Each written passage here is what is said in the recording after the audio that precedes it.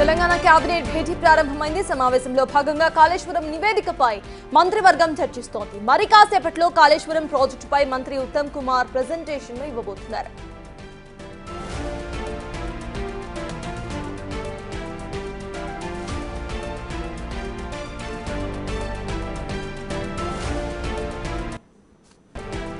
Telangana cabinet భేటీ ప్రారంభమైంది. సమావేశంలో భాగంగా కాళేశ్వరం నివేదికపై మంత్రివర్గం చర్చిస్తోంది.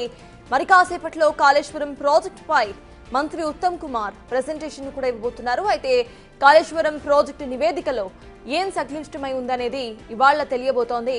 మొత్తానికి కాళేశ్వరం నివేదికపై మంత్రివర్గం ఇవాళ కేబినెట్ లో చర్చిస్తోంది. మరి కాసేపట్లో కాళేశ్వరం ప్రాజెక్టుపై నీటిపారుదల శాఖ మంత్రి అయిన ఉత్తమ్ కుమార్ ప్రెజెంటేషన్ ఇవ్వబోతున్నారు.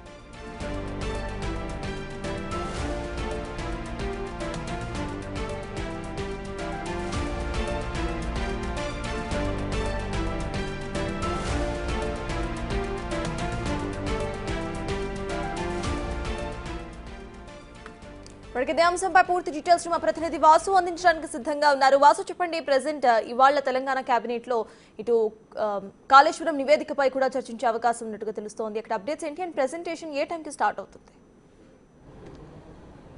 సర్దాజ్, కొద్దిసేపటి క్రితమే తెలంగాణ కేబినెట్ ప్రారంభమైంది. ముఖ్యమంత్రి రేవంత్ రెడ్డి అధ్యక్షతన కేబినెట్ ప్రారంభమైంది. అయితే ప్రధానంగా ఈరోజు కాళేశ్వరం కమిషన్ నివేదిక ప్రధాన అజెండాగా కేబినెట్ చర్చించబోతోంది. కేబినెట్కు సంబంధించి కూడా నివేదిక చర్చించిన తర్వాత కూడా తీసుకునే చర్యలకు సంబంధించి కూడా ఒక కీలక ఆదేశాలు ప్రభుత్వం జారీ చేసే అవకాశం కనిపిస్తోంది.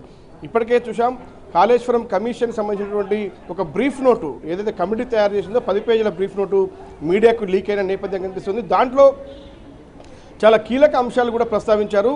కాబట్టి ఎలాంటి తీర్మానం కేబినెట్ చేయబోతుందని చాలా కీలకంగా కాబోతుంది. ఇటు బీఆర్ఎస్ శ్రేణుల్లో కూడా ఒక ఉత్కంఠ కనిపిస్తూ ఉంది. ఎందుకంటే రాజకీయ పరిణామాలు రాష్ట్రంలో మారేటువంటి నిర్ణయం కేబినెట్ తీసుకోబోతుంది. ఎందుకంటే ఇన్వెస్టిగేషన్ ఏజెన్సీకి సిట్కు ఇన్వెస్టిగేషన్ అప్పచెప్పి ఏదైతే క్రిమినల్ ప్రాసిక్యూషన్కు సిద్ధమైతే మాత్రం అంటే కీలక అంశాలు పరిణామాలు చోటు చేసుకునే అవకాశం ఉంది. కాబట్టి దీనికి సంబంధించి ఇప్పటికే బీఆర్ఎస్ నేతలు కూడా సమావేశమయ్యారు. వాళ్ళు కూడా చర్చించుకునే పరిస్థితి కనిపిస్తోంది. ముఖ్యమంత్రి రేవంత్ రెడ్డి అధ్యక్షతన జరిగేటువంటి కేబినెట్లో మరి కాసేపట్లో ఇరిగేషన్ శాఖ మంత్రి Uttam Kumar Reddy power point presentation ఇవ్వబోతున్నారు. ఎందుకంటే కాళేశ్వరం ప్రారంభించిన దగ్గర నుంచి జరిగినటువంటి ప్రతి పరిణామం అంటే ఎలాంటి నష్టం ప్రభుత్వానికి ఏర్పడింది, ఎలాంటి లాభాలు ఎవరు పొందారు, ఎక్కడ క్రిమినల్ ప్రాసిక్యూషన్కు జరగాల్సిన అవసరం ఏముంది అన్న అంశంపైన కూడా పూర్తి స్థాయిలో కమిషన్ ఏం చెప్పింది.